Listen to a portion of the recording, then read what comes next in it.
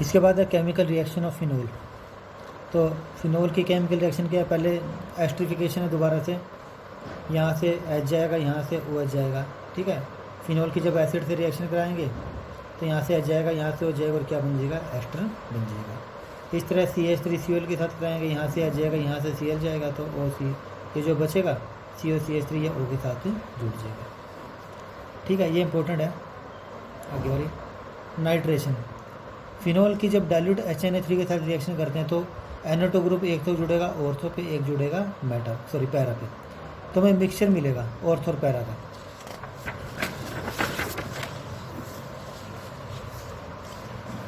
अब क्वेश्चन आता है पेपर में, कहता है how can we separate the mixture of ortho nitrophenol and para nitrophenol. Ortho जो पैरा का मिक्सचर है उसको आप कैसे अलग करोगे।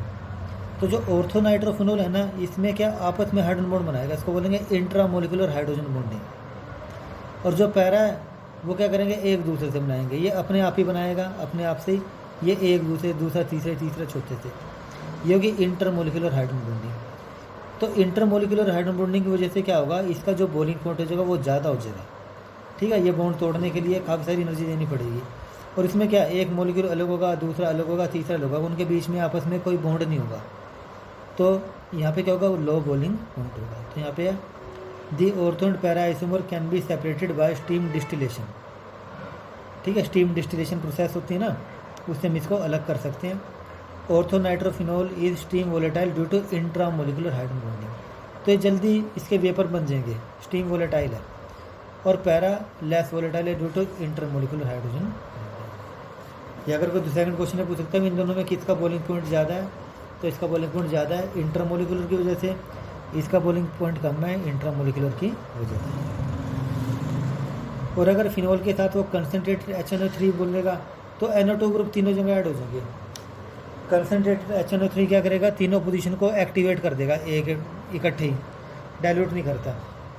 तो ये बनेगा 2,4,6 ट्राई नाइट्रोफिनोल और पिक्रिक एसिड। पेपर में बहुत ज़्यादा कन्वर्जन आती है बोर्ड में, how will you convert phenol into picric acid, तो सिंपल सी कन्वर्जन है, याद रखनी है।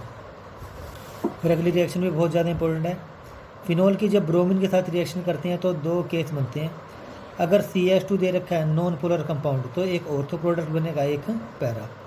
और अगर वाटर दे रखा है, Br2 साथ वाटर दे रखा है, या एक्वस ब्रोमीन दे रखा है, तो तीनों जगह ऐड हो जाएगा, बनेगा 2,4,6 ट्राई ब्रोमो फिनोल। तो पेपर में देख लेना क्या पूछा हुआ है। यहाँ भी क्या, नॉन पोलर की वजह से क्या, ये जो रिंग है ना एक्टिवेट नहीं हो पाती, लेकिन जब वाटर है, वाटर का क्या करेगा, पोलर कंपाउंड है, ये तीनों पोजीशन को एक्टिवेट कर देगा, तो इकट्ठे ट्राई सब्स्टिट्यूशन हो जाएगा इकट्ठे एक ही बार में।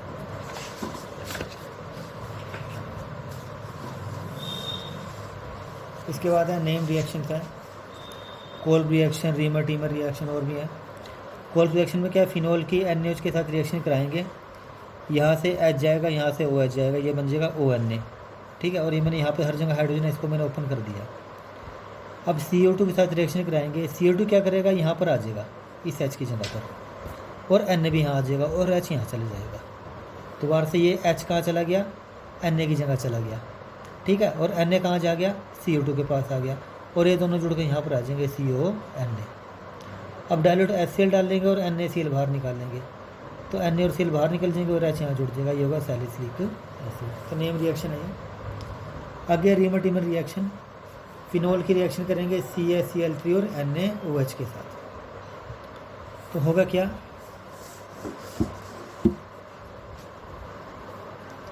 ये फिनोल है, ये CHCl3 है, CaCl3, और ये क्या, NaOH। तो क्या होगा, एक तो बाहर निकलेगा NaCl, ठीक है,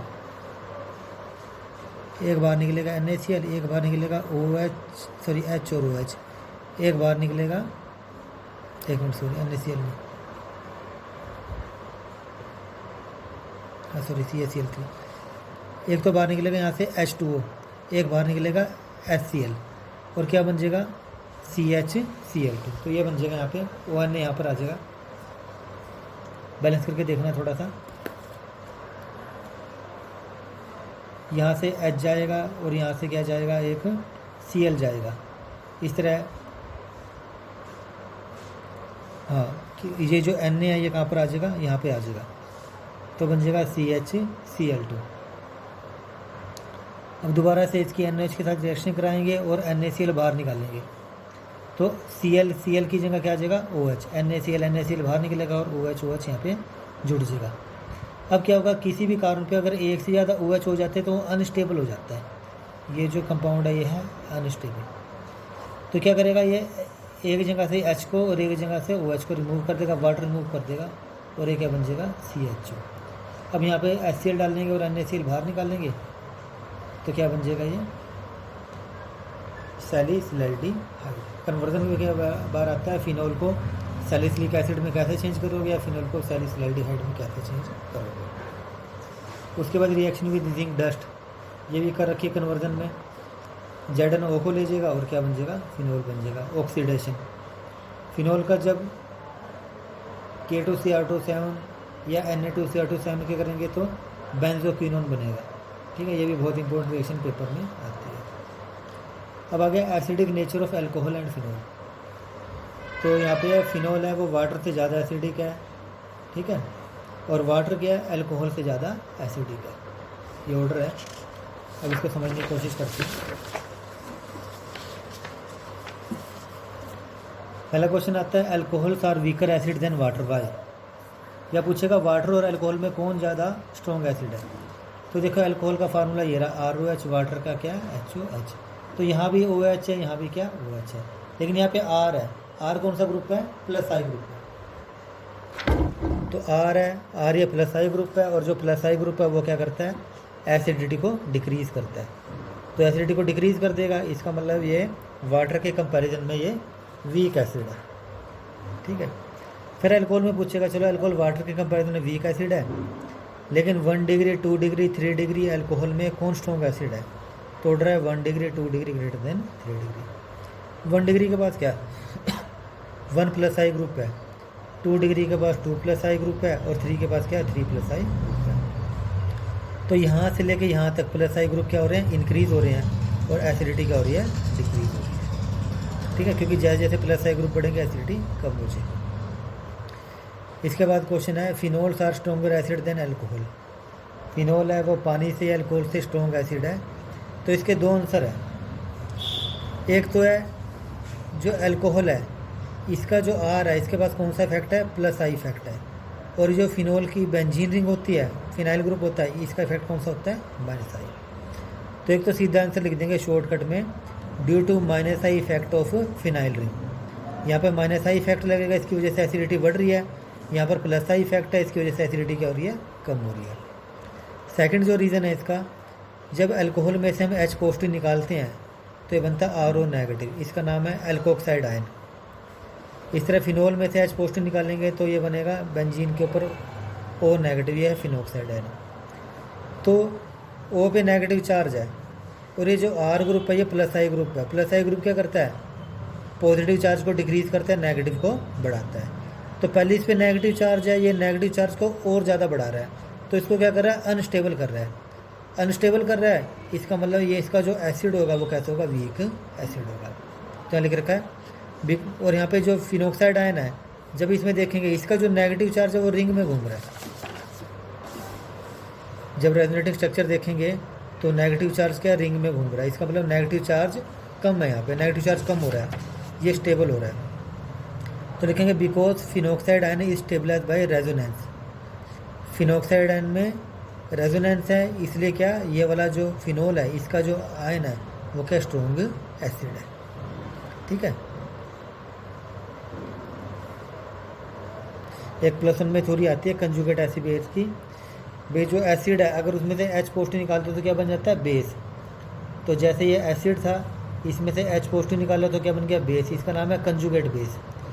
इस तरह एसिड है, एसिड में से H पॉजिटिव निकाला क्या बन गया, बेस, ये कंजुगेट बेस। जिसका कंजुगेट बेस स्टेबल होता है ना उसका एसिड स्ट्रॉन्ग होता है। तो जब इन दोनों कंजुगेट बेस की कंपैरिजन करेंगे तो दिखेगा ये अनस्टेबल है, तो इसका ये क्या होगा, वीक होगा। ये स्टेबल है तो ये एसिड कैसा होगा, स्ट्रॉन्ग होगा। ठीक है, इस तरह भी लिख सकते हैं, बुक में 3-4 रीज़न है इसके, कोई सा लिख सकते हो। इसके बाद अगला इंपॉर्टेंट क्वेश्चन है बहुत ज़्यादा, फिनोल में ध्यान रखना है, अगर फिनोल के साथ -I और -R ग्रुप जुड़ेगा तो एसिडिटी बढ़ेगी, प्लस आई और प्लस आर ग्रुप जुड़ेगा तो एसिडिटी क्या होगी, कम होगी। ठीक है, ये पहले बता रखा मैंने। प्लस माइनस माइनस वाले ग्रुप एसिडिटी बढ़ाते हैं, प्लस वाले ग्रुप की एसिडिटी कम करते हैं। अब सबसे इम्पोर्टेंट पॉइंट है ना एसिडिटी वाले क्वेश्चन में और बेंजीन वाले क्वेश्चन में, जो प्लस आर और माइनस आर इफेक्ट है ना वो मेटा पोजीशन पे काम नहीं करेंगे। अगर कोई ग्रुप है वो मेटा पोजीशन पे लगा पड़ा है तो उसका आई इफेक्ट तो काम कर सकता है, लेकिन उसका जो आर इफेक्ट है वो काम नहीं करेगा। ठीक है, एग्जांपल से समझते हैं। जैसे मैंने काफ़ी सारी एग्जांपल बना दी है। पहले 2,4,6 डाई नाइट्रोफिनोल, ये 2,4 डाई नाइट्रोफिनोल, ये 4 नाइट्रोफिनोल, ये 2 नाइट्रोफिनोल, ये क्या नाम है 1, 2, 3 नाइट्रोफिनोल, ये फिनोल। कहेगा इनका ऑर्डर बताओ, सबसे स्ट्रॉन्ग एसिड कौन है। तो यहाँ पर जो NO2 ग्रुप है ये कौन सा ग्रुप है, -I और -R ग्रुप है। ठीक है, -I की वजह से क्या होगा, हर एक जो ग्रुप है ना वो हो सकता है -I हो और साथ में क्या +R हो, या -R हो +R हो, कुछ भी हो सकता है। तो NO2 ग्रुप का ध्यान रखना। ये इसका इफेक्ट कौन सा, एक तो -I इफेक्ट है और एक इसका इफेक्ट कौन सा -R, यानी -I की वजह से भी एसिडिटी बढ़ाएगा और -R की वजह से भी एसिडिटी बढ़ेगी। अब देखो यहाँ पर 3 NO2 ग्रुप है तो यहाँ पे क्या 3 तो -I इफेक्ट लगेंगे, 3 -R इफेक्ट लगेंगे। यहाँ पे क्या 2 ग्रुप है तो 2 -I इफेक्ट लगेंगे, 2 -R इफेक्ट लगेंगे। यहाँ पे 1 -I इफेक्ट लगेगा और 1 -R इफेक्ट लगेगा। यहाँ पे क्या है 1 -I इफेक्ट लगेगा, 1 -R इफेक्ट लगेगा। अब NO2 मेटा पोजीशन पे है, यहाँ पे -I इफेक्ट लगेगा लेकिन R इफेक्ट नहीं लगेगा, क्योंकि मैंने बताया था R इफेक्ट क्या मेटा पे नहीं हो सकता। और कोई पूछेगा क्यों नहीं हो सकता, तो रेजोनेटिव स्ट्रक्चर में भाई नेगेटिव चार्ज ना कहाँ पर आएगा, ऑर्थो और पैरा पे आता है, मेटा पे नहीं आता। इसलिए क्या जो R इफेक्ट है वो मेटा पे अगर कोई ग्रुप है ना तो उसका इफेक्ट का कोई फ़ायदा नहीं है। अब देखो तो ऑर्डर क्या होगा, सबसे ज़्यादा एसिडिटी किसकी होगी, A की, क्योंकि A में सबसे ज़्यादा ग्रुप है, फिर B की। अब C और D में देखो, C में भी -I है और D में भी -I है, C में भी -R है, D में भी -R है, तो दोनों बराबर होने चाहिए। लेकिन क्या होगा यहाँ पे क्या इंट्रा मोलिकुलर हाइड्रोजन बॉन्डिंग हो जाएगी, उसकी वजह से इसकी जो एसिडिटी है एसिडिटी थोड़ी सी कम हो जाएगी। होना तो चाहिए था इसको स्ट्रॉन्ग एसिड, क्योंकि NO2 ग्रुप नज़दीक है, NO2 ग्रुप पास में है, यहाँ पे NO2 ग्रुप क्या दूर में। देखो -R तो दोनों बराबर होगा, लेकिन -I इसका ज़्यादा होना चाहिए, ज़्यादा होगा तो इसको स्ट्रॉन्ग एसिड होना चाहिए। लेकिन तो यहाँ पर क्या है intra molecular hydrogen bonding, intra molecular hydrogen bonding की वजह से इसकी जो एसिडिटी कम हो जाएगी। इसलिए क्या C की जो एसिडिटी है वो D से ज़्यादा है, फिर किसकी ज़्यादा है A की, लास्ट में किसकी है। तो यहाँ पे लिख रखा है ड्यू टू इंट्रा, जो मैंने रीज़न बताया अभी। अगला क्वेश्चन देखते हैं। यह मैंने बनाया ऑर्थोक्लोरोफिनोल, ये मेटाक्लोरो, ये पैरा और ये सिंपल फिनोल, भी इन चारों में एसिडिटी बतानी है। अब जो क्लोरीन ग्रुप है ये एक तो है -I ग्रुप और एक है +R ग्रुप। -I की वजह से क्या एसिडिटी इंक्रीज़ होगी और +R की वजह से एसिडिटी डिक्रीज़ होगी। लेकिन इसमें क्या है जो -I इफेक्ट है वो +R से बहुत बहुत बहुत ज़्यादा है। इसका मतलब जो इस क्लोरीन का जो R इफेक्ट है ना वो एक तरह से किसी काम का नहीं है, -I इफेक्ट थोड़ा सा ज़्यादा है। अब क्या होगा इसमें देखोगे यहाँ भी -I इफेक्ट है, यहाँ भी -I है, यहाँ भी -I है। अब क्योंकि R इफेक्ट तो ना के बराबर है इसमें, अब क्या होगा यहाँ पे क्योंकि ये नज़दीक है तो यहाँ पे ये स्ट्रॉन्ग एसिड होगा, यहाँ पे ज़्यादा इफेक्ट करेगा, ये थोड़ी दूर है, ये और ज़्यादा दूर है। तो ऑर्डर क्या होगा इसमें A, B, C और D। तो -I effect decrease with distance, इसलिए ऑर्डर क्या होगा A, B, C, D। ये ध्यान रखना पेपर में अगर आए तो। थर्ड है क्रीजोल का है, फिनोल लिखा मैंने, ऑर्थोक्रीजोल, मेटाक्रीजोल और पैराक्रीजोल। भाई इनमें से ये बताना भी किसका इफेक्ट ज़्यादा है, किसकी एसिडिटी ज़्यादा है। अब जो CH3 है ये कौन सा है, +I और +R। +I क्या करेगा एसिडिटी को डिक्रीज़ करेगा, +R भी क्या करेगा एसिडिटी को डिक्रीज़ करेगा, यानी दोनों जगह नुकसान हो रहे हैं। तो इसका मतलब ये तीनों जगह क्या होगा नुकसान होगा। तो पहले नंबर पे कौन आ जाएगा, फिनोल। तो सबसे स्ट्रॉन्ग होगा एसिड कौन होगा, फिनोल। अब देखो यहाँ पर क्या +I है और +R इफेक्ट है। मेटा में क्या है खाली +I है, +R इफेक्ट नहीं है, और इसमें भी क्या +I और +R। तो यहाँ पे दो जगह नुकसान हो रहा है, यहाँ भी दो जगह नुकसान हो रहा है, यहाँ पे एक जगह नुकसान हो रहा है। तो सेकंड नंबर पे कौन सा आ जाएगा, C आ जाएगा। अब बात इन दोनों की, अब जितना आर इफेक्ट यहाँ पर है उतना ही आर इफेक्ट यहाँ पर है, लेकिन आई इफेक्ट की बात करेंगे प्लस आई इफेक्ट कहाँ पर ज़्यादा होगा, यहाँ पर ज़्यादा होगा, क्योंकि ये नज़दीक है। इसका मतलब यहाँ पर एसिडिटी ज़्यादा कम हो जाएगी, तो ये लास्ट में आएगा। ठीक है, डी थोड़ा सा कर लिया चाहिए।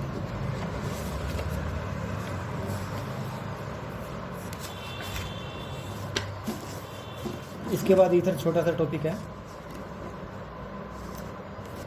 ईथर की डेरिवेशन एक अभी बताई थी। अगर कंसनट्रेटेड H2SO ओवर 413 केल्विन है तो क्या होगा, 2 मॉलिक्यूल लेने H और OH यहाँ से निकल जाएगा और क्या बन जाएगा, ईथर। सेकंड है विलियमसन सिंथेसिस। RX की जब R डैश ओ Na से रिएक्शन कराओगे NaX बाहर निकलेगा और क्या बन जाएगा, RO R डैश। ठीक है, यहाँ से Na जाएगा, यहाँ से क्या जाएगा, X। अब यहाँ ध्यान रखना, यहाँ पे जो मैकेनिज्म है ना वो SN2 है। SN2 का मतलब यहाँ पे जो ऑर्डर है वो होगा 1 degree greater than 2 degree greater than 3 degree. ठीक है, एग्जाम्पल से समझते हैं इसको, क्या कहने का मतलब मेरा। मान लो हमने ये बनाना है, ये वाला ईथर बनाना है। अब इसको 2 तरीक़ों से बना सकते हैं हम। एक तो ये है CH3 Cl ले लिया हमने, एक ले लिया CH3 CH2ONA। यहाँ से Cl जाएगा, यहाँ से क्या जाएगा, NaCl बाहर निकलेगा और जो OCH2 CH3 वो किससे जुड़ जाएगा, इस वाले कार्बन से। बन गया ये। सेकंड तरीका मैंने लिया CH3 CH2Cl plus CH3 CH3 CH3ONA। अब यहाँ से Cl बाहर जाएगा, यहाँ से ONA और O के साथ क्या जुड़ जाएगा, CH2 CH3। तो ये वाला तरीका तो ठीक है और ये वाला तरीका कैसा है, गलत। क्यों? क्योंकि यहाँ पर जो Cl के साथ वाला जो कार्बन है वो क्या है, 3 डिग्री है। यहाँ पर Cl के साथ वाला कार्बन कितना है, 1 डिग्री। तो जब भी ऐसी कोई चीज़ बनानी होगी ना, हमें ध्यान रखना है भाई ये जो बेस है, ये बेस है, ये चाहे बड़ा लो या छोटा ले लो, हमें कोई लेना देना नहीं इससे। लेकिन जो R वाला ग्रुप है RX है वो क्या होना चाहिए, छोटा होना चाहिए। समझ आ रही है? तो जब भी जैसे ये चीज़ है, इसमें क्या ऑक्सीजन है, ऑक्सीजन के जो साथ वाला ग्रुप है उसके साथ हमने क्या जोड़ना है, Cl जोड़ना है। और जो दूसरे वाला ग्रुप है उसके बड़े वाले इसके साथ हमने क्या जोड़ना है, Na जोड़ना है। इस चीज़ का हमने ध्यान रखना है। इस तरह जैसे मुझे ये बनाना है तो मैं क्या लिखूँगा, CH3Cl प्लस ONA। यहाँ से Cl बाहर जाएगा, यहाँ से क्या बाहर जाएगा, Na बाहर जाएगा और OCH3 जुड़ जाएगा। ठीक है, आसान सी रिएक्शन है। इसके बाद फिजिकल प्रॉपर्टी है, ईथर का पोलर होते हैं, पॉजिटिव नेगेटिव चार्ज आ रहा है, इसका मतलब इनका पास क्या डायपोल मोमेंट होता है। सोल्युबिलिटी में क्या है, पानी में घुल जाएंगे क्योंकि पानी के साथ हाइड्रोजन बॉन्ड बनाएंगे। और जैसे जैसे ये R ग्रुप बड़े होते रहेंगे, इनका साइज बड़ा हो जाएगा, सोल्युबिलिटी कम हो जाएगी क्योंकि नॉन पोलर पार्ट कम हो जाएगा। इसके बाद केमिकल रिएक्शन ही आते पेपर में, इंपॉर्टेंट है। जैसे उसने तुम्हें कोई ईथर दे दिया और उसके साथ क्या जोड़ दिया, HX दे दिया। अब क्या करना है, हमने देखना बॉन्ड कहाँ से टूटेगा। अगर तुम बॉन्ड यहाँ से तोड़ते हो ए वाली जगह से, तो RO के साथ जुड़ जाएगा H और R डैश के साथ क्या जुड़ जाएगा, X। और अगर तुम बॉन्ड यहाँ से तोड़ते हो तो R डैश O के साथ क्या जुड़ जाएगा, H और R के साथ क्या जुड़ जाएगा, X। ठीक है, H तो हमेशा O के पास ही जाएगा। अब हमें कैसे पता चलेगा भाई ये जो X है इस वाले कार्बन के साथ जोड़ना है या इस वाले कार्बन के साथ जोड़ना है। इसके लिए मैंने एक टेबल बना रखी है। तो अगर दोनों तरफ तुम्हारे पास 3 डिग्री कार्बन है तो ऐसा क्वेश्चन आएगा नहीं। अगर एक जगह 3 डिग्री कार्बन है, एक जगह 2 डिग्री कार्बन है, तो तुमने जो हेलोजन है वो किसके साथ जोड़ना है, 2 डिग्री के साथ जोड़ना है। अगर 1 डिग्री और 2 डिग्री कार्बन है, एक जगह 1 डिग्री कार्बन है, एक जगह 2 डिग्री कार्बन है, तो हेलोजन को किसके साथ जोड़ना है, 1 डिग्री के साथ। अगर दोनों 2 डिग्री कार्बन है, इधर भी 2 डिग्री इधर भी 2 डिग्री है, तो किसके साथ जोड़ना है, छोटे के साथ जोड़ना है। अगर दोनों 1 डिग्री है तो भी किसके साथ जोड़ना है, छोटे के साथ। कहने का मतलब ये जो चारों केस है ना, इन चारों केस में ध्यान रखना है जो X है, X हमेशा किसके साथ जोड़ना है, जो छोटे वाला कार्बन होगा दोनों में से। ठीक है, जहाँ पे बड़ा कार्बन होगा ना, बड़ी चेन होगी, उसके साथ में जोड़ना है, छोटे चेन के साथ जोड़ना है। लेकिन अगर 1 और 3 डिग्री आ जाएगा तो इसमें तो 1 आना चाहिए था, लेकिन इसमें क्या आएगा, 3 डिग्री। ये ध्यान रखना, ये एक्सेप्शन है। इन सारे केस में ना मैकेनिज्म SN2 चलेगी। लेकिन अगर 1 डिग्री और 3 डिग्री आ जाता है तो किसके साथ जोड़ना है हमने, 3 डिग्री के साथ। फिर मैकेनिज्म चेंज हो जाएगी, फिर हो जाएगी SN1। एग्जाम्पल है ये, जैसे मैंने ये कंपाउंड ले लिया और उसकी HI के साथ, NCERT का क्वेश्चन है। अब मुझे देखना भाई I किसके साथ जुड़ेगा, इस वाले कार्बन के साथ जुड़ेगा या इस वाले कार्बन के साथ जुड़ेगा। तो क्योंकि ये छोटा है तो इसके साथ मैंने I जोड़ दिया और जो बाकी जो बचा उसके साथ मैंने क्या जोड़ दिया, H जोड़ दिया। ठीक है, और अगर बेंजीन वाला केस आ जाएगा तो दो केस आएंगे, बेंजीन के साथ चाहे तो डायरेक्ट कार्बन जुड़ा होगा या बेंजीन के साथ डायरेक्ट ऑक्सीजन जुड़ा होगा। अगर बेंजीन के साथ डायरेक्ट ऑक्सीजन जुड़ा है तो तुमने ओ के साथ हमेशा एच जोड़ना है। अगर डायरेक्ट ऑक्सीजन जुड़ा, जैसे ओ के साथ मैंने क्या जोड़ दिया एच, और बाकी के साथ क्या जोड़ दिया मैंने बी आर। और अगर बेंजीन के साथ कार्बन जुड़ा हुआ है तो फिर एक्स तुमने क्या इस कार्बन के साथ जोड़ना है और इसके साथ क्या जोड़ना है एच। तो दो के साथ लास्ट है जो ओ आर ग्रुप है वो ऑर्थो पैरा डायरेक्टिव ग्रुप है, मतलब कोई भी जो चीज़ है वो जुड़ेगी चाहे तो ऑर्थो के साथ जुड़ेगी या किसके साथ जुड़ेगी, पैरा के साथ जुड़ेगी। और उसमें पैरा प्रोडक्ट मेजर होगा, ऑर्थो क्या होगा, माइनर होगा। ठीक है, तो ये समझने की कोशिश करनी है, जो जो चीज़ नहीं समझ आएगी वो दोबारा से मेरे से पूछ लेनी है।